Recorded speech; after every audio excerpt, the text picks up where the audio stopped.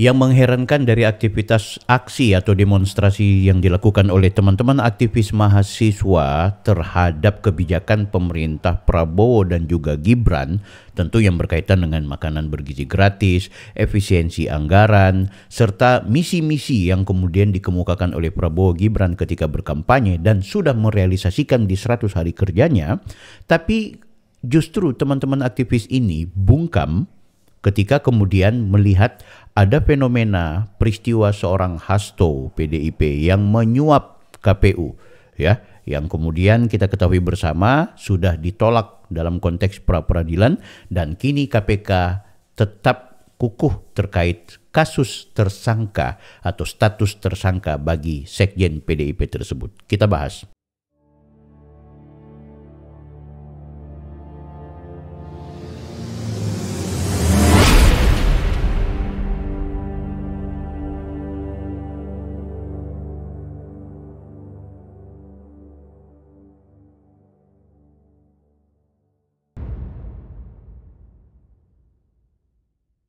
Halo guys, Anda kembali bersama saya lagi, Bang Bill. Di video kali ini kita membahas kembali tentang demonstrasi yang dilakukan oleh kawan-kawan mahasiswa kita yang mengkritik kebijakan Prabowo terkait makanan bergizi gratis dan juga adanya efisiensi anggaran, di mana efisiensi anggaran ini nampaknya menurut mahasiswa itu terlihat justru memposisikan perguruan tinggi akan mengangkat nilai atau jumlah uang kuliah.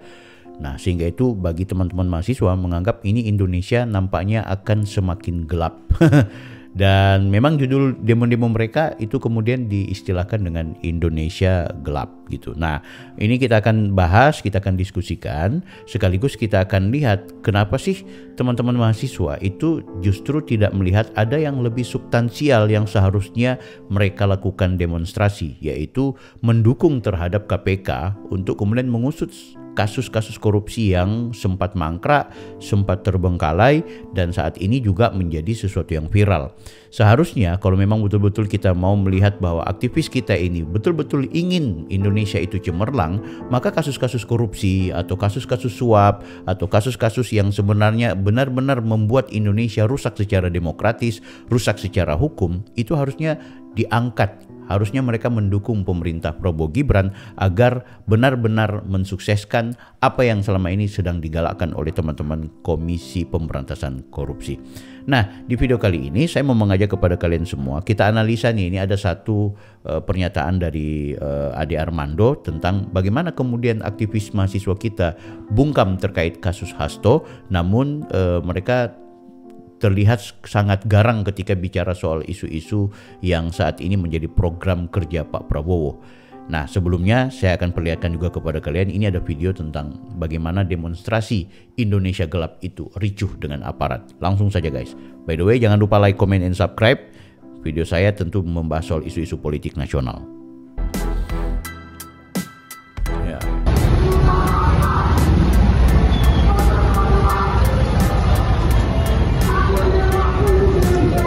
Gak jelas juga dia.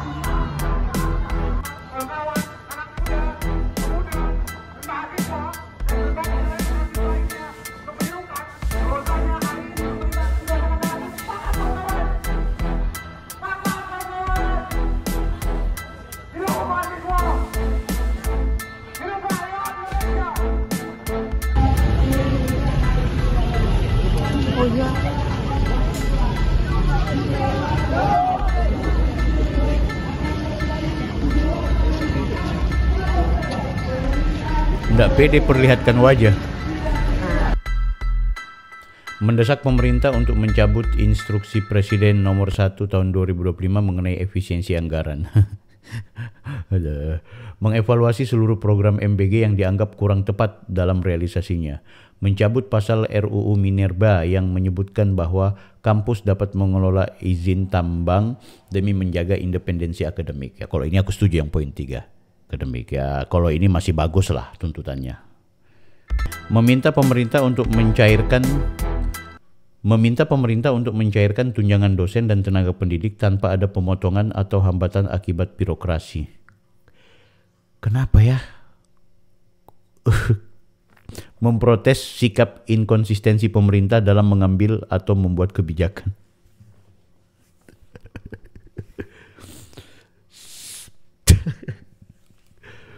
Separah ini kah teman-teman aktivis kita? Separah ini kah pergerakan mahasiswa kita? Dari tuntutannya ini aja udah kelihatan bahwa demonstrasi yang dilakukan ini bukan demonstrasi yang substansial. Yang mending bikin tulisan aja lah, kalau cuma begini bikin opini publik aja, bikin tulisan, share gitu. Ngapain capek-capek turun ke jalan bikin macet apa semua, tapi ujung-ujungnya seperti ini tuntutannya gitu. Soal mengevaluasi makan bergizi gratis yang tidak tepat sasaran apa, biarkan aja pemerintah mau bekerja. Astagfirullahaladzim. Kasihan. Ini begini, kalau mahasiswa yang tidak punya pengetahuan atau mahasiswa yang tidak diperkuat dengan basis gagasan, wacana, itu justru lebih banyak main di medsos, main di TikTok, lebih banyak main Mobile Legends, ya, main game, ya, bahkan jangan-jangan pemain judi online. Akhirnya begini nih cara berpikirnya gitu, ya kan guys? Lucu. Menurutku ini lucu dan menurutku sangat memprihatinkan. Malah terkesan aku lihat ini by design. Ini ada kelompok-kelompok tertentu yang merasa pemerintah Prabowo Gibran itu merugikan mereka, yang akhirnya memanfaatkan gerakan mahasiswa gitu. Kasihan. Malah aktivis mahasiswa kita gelap. Masa depan Indonesia gelap gara-gara apa? Gara-gara generasinya modelnya kayak gini gitu. Sangat disayangkan.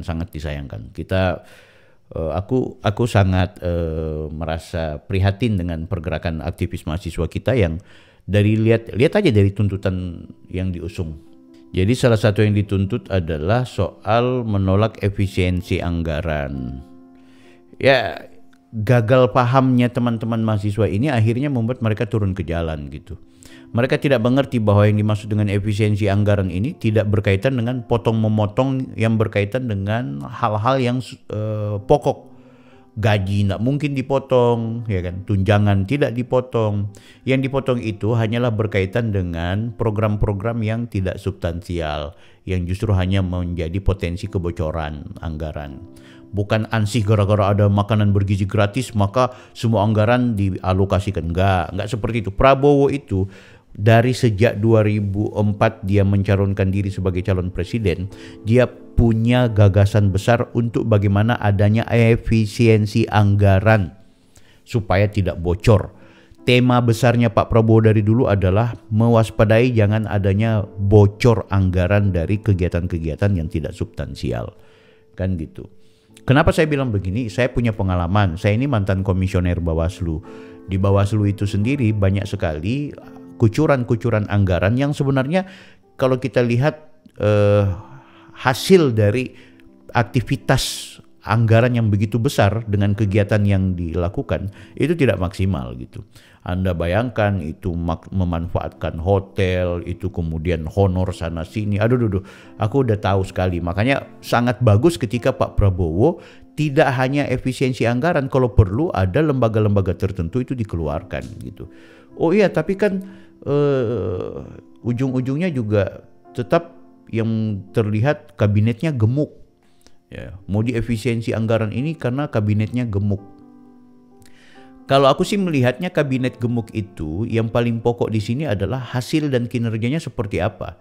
Jadi mau menghajar kabinet gemuk itu kalau kemudian kita melihat bahwa keberadaan mereka itu tidak maksimal baik dalam konteks personal yang menjadi pejabat atau kemudian lembaganya yang diadakan.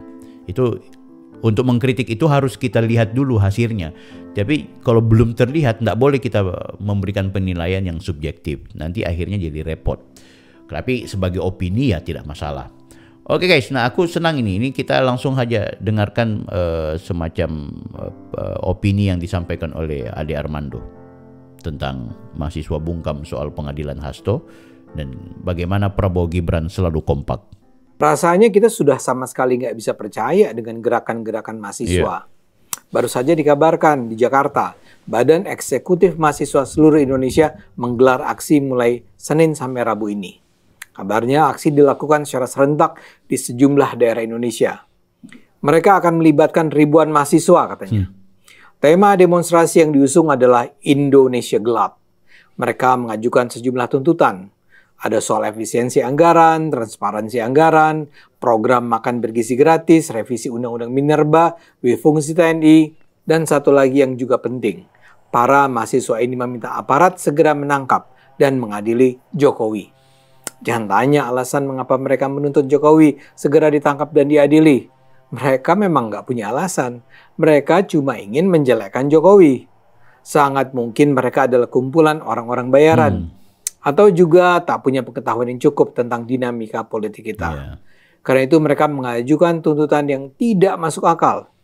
Sekedar catatan, saat ini media juga memberitakan ada pemasangan grafiti adili Jokowi di banyak kota di Indonesia.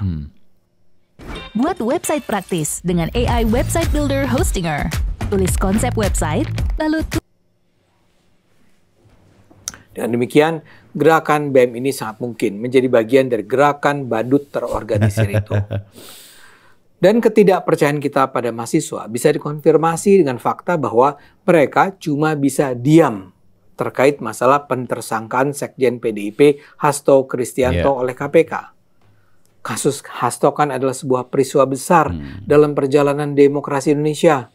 Hasto dituduh dengan sengaja berusaha menyuap KPU dan merintangi penangkapan tersangka Harun Masiku yang juga merupakan kader PDIP. Bila keputusan Pileg bisa diubah begitu saja karena aliran duit dari PDIP dan Harun Masiku bisa dihambat penangkapannya karena peran Sekjen PDIP, ini tentu bisa jadi ancaman serius bagi demokrasi Indonesia. PDIP sudah mengajukan pra-peradilan untuk membatalkan proses pengadilan Hasto. Dan Pengadilan Negeri Jakarta Pusat sudah menolak permohonan peradilan tersebut. Tapi sekarang PDIP mengajukan kembali gugatan pra-peradilan dan minta agar pemeriksaan Hasto diundur. Apa sikap mahasiswa? Tidak ada. Bukan saja tidak ada sikap, berkomentar pun tidak. Mereka hanyalah pion-pion kecil yang berusaha terus menggerus Jokowi. Saya rasa salah satu tujuan yang hendak dicapai adalah membuat Prabowo merasa Jokowi adalah sebuah beban yang harus dinyahkan. Tapi syukur alhamdulillah tujuan itu sama sekali tidak membuahkan hasil. Prabowo dan Jokowi adalah dua bestie sejati. Siapapun yang masih berusaha memecah keduanya harus sadar bahwa kedua pemimpin Indonesia itu sejalan seperjuangan. Ini terlihat sekali pada peringatan ulang tahun Gerindra ke-17. Jokowi secara terbuka menyebut Prabowo sebagai presiden paling kuat di dunia saat ini. Jokowi bilang, Prabowo memperoleh dukungan baik dari rakyat maupun DPR. Dia secara khusus menyebut hasil survei yang menunjukkan bahwa setelah Prabowo memimpin Indonesia selama 100 hari, dukungannya mencapai 80,9%. Jokowi bahkan menunjukkan bahwa pencapaian 100 hari Prabowo itu jauh lebih tinggi dari pencapaian dia pada 100 hari pertama di tahun 2014. Approval rating Jokowi di tahun 2014 hanyalah 62%. Dan itu bahkan turun lagi menjadi 52% saat dia menaikkan harga BBM. Pencapaian Prabowo kali ini jauh di atas waktu itu. Pesan Jokowi ini secara jelas menunjukkan besarnya penghargaan dia terhadap Prabowo. Saat survei tentang pencapaian Prabowo dipublikasikan, banyak pihak nyinyir mengatakan itu menunjukkan bahwa Prabowo jauh lebih populer daripada Jokowi. Nyinyiran ini nampak sebagai upaya provokasi sekaligus melecehkan Jokowi. Tapi gini, Jokowi justru menyebut secara khusus capaian itu dalam pidatonya. Dia seperti ingin mengatakan, dia sama sekali tidak harus merasa malu. Menurut Jokowi, Prabowo memang hebat dan masyarakat harus menyadarinya. Jokowi sungguh-sungguh ingin menggambarkan bahwa Prabowo, sang pengganti dia, memang dicintai rakyat. Menurut Jokowi, bahkan tidak ada yang berani mengkritik Prabowo saat ini. Ketika ada masalah, yang disalahkan Jokowi, ujarnya berkelakar. Jokowi terlihat menempati posisi istimewa dalam acara itu. Keluarga besar Jokowi seperti Kaisang Pangarep dan Bobi Nasution juga ikut meramaikan acara. Jokowi tampil mengenakan kemeja safari putih dan celana hitam, senada dengan kemeja yang dikenakan para kader Gerindra. Sebelum Jokowi pidato, Prabowo juga tampil di panggung memuji-muji Jokowi. Prabowo dengan jelas mengatakan, dia berhasil karena dukungan Jokowi. Sebagian hadirin bertepuk tangan mendengar pujian tersebut. Namun karena dianggap kurang membahana, Prabowo pun berseru, "Semangat lagi!" Hadirin pun bersorak. Sambil begitu, kader Gerindra yang memenuhi ruangan bersemangat menyanyikan "Terima kasih Jokowi". Setelah sambutan, Jokowi langsung dihampiri Prabowo. Jokowi diberi keris berwarna keemasan oleh Prabowo. Meskipun proses pemberian itu berlangsung cepat, namun tetap menarik banyak perhatian. Keduanya kemudian sempat berangkulan setelah pemberian cenderamata selesai dilakukan. Keduanya lalu menyapa para peserta di sekitar podium tempat menyampaikan sambutan. Saya percaya acara ini dirancang untuk menyampaikan pesan kepada mereka yang ingin merusak hubungan Prabowo dan Jokowi. Prabowo dan Jokowi ingin menunjukkan bahwa mereka bersahabat, bahkan mungkin bersaudara. Diberitakan sebelumnya di hari ulang tahun NU, Prabowo sempat mengungkapkan bahwa ada pihak-pihak yang coba memisahkan dirinya dengan Jokowi. Tapi kata Prabowo, upaya adu domba antara dirinya dengan Jokowi akan sia-sia. Dalam politik, kata Pak Prabowo, Pak Jokowi adalah guru saya. Prabowo kali ini sebenarnya juga mengundang Megawati dalam HUT Gerindra. Namun sang ketua umum PDIP tidak hadir memenuhi undangan. Kehadiran Mega diwakilkan oleh dua anak buahnya, Bendahara Umum PDIP Oli Dondo Kambei dan Ketua Dewan Pimpinan Pusat PDIP Said Abdullah. Tapi ketidakhadiran Mega tidak membuat Prabowo kecewa. Di dalam pidatonya dia tetap nampak berusaha bersikap adil terhadap Megawati. Dalam pidatonya ia mengatakan Megawati punya peran dan keberhasilan bagi bangsa Indonesia. Saya akui Ibu Mega banyak keberhasilan dan jasa untuk Republik ini, saya akui, ujar Prabowo. Dia juga menambahkan, saya tidak suka menjelek-jelekan karena saya juga mengerti apa yang beliau buat untuk Republik ini. Buat saya apa yang terjadi ini sungguh berarti. Selama berbulan-bulan upaya menghancurkan hubungan Prabowo dan Jokowi tak henti-henti dilakukan. Fitnah demi fitnah terus dilancarkan. Seluruh pencapaian Jokowi di masa 10 tahun kepemimpinannya dihabisi. Kubu yang paling keras menyerang tentu saja adalah kubu PDIP. Kemudian ada kelompok-kelompok Islam berpikiran sempit bersumbu pendek. Dan juga yang tak kurang agresif adalah kaum social justice warrior. Mereka yang mengklaim diri sebagai pejuang demokrasi, padahal setidaknya sebagian cumalah orang-orang bayaran. Mereka saling membahu. Mereka berusaha membuat Prabowo percaya Jokowi adalah beban yang seharusnya disingkirkan. Apa yang dilakukan BM adalah bagian dari kebusukan itu. Tapi masyarakat harus tahu, Prabowo dan Jokowi adalah dua pemimpin kompak yang akan bersama menyelamatkan Indonesia. Itu tak perlu lagi dipertanyakan. Ayo gunakan akal sehat. Hanya kalau kita gunakan akal sehat, Indonesia akan selamat. Bagaimana guys menurut kalian guys? Jadi aku akhirnya menyimpulkan, ya akhirnya teman-teman aktivis mahasiswa ini adalah afiliasinya dengan Partai Demokrasi Indonesia Perjuangan.